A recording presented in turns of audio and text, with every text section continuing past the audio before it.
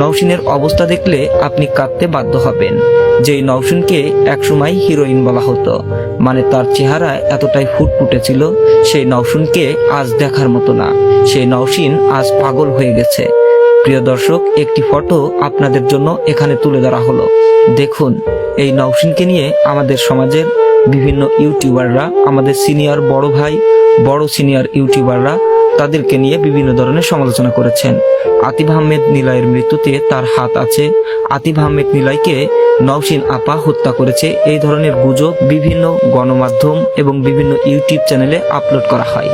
যাই হোক বন্ধুরা, আতিফ আহমেদ নিলয় ভাইয়ের এই অকাল মৃত্যুকে নওশিন কোনোভাবেই মেনে নিতে পারেননি।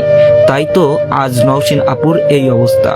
নওশিন আপুকে দেখলে মনে হচ্ছে বদ্ধ এক পাগল, রাস্তার এক পাগল। প্রিয় দর্শক, আপুকে দেখে আমি আমার ভাষা হারিয়ে ফেলেছি। কি দিয়ে তাকে সান্ত্বনা দেব?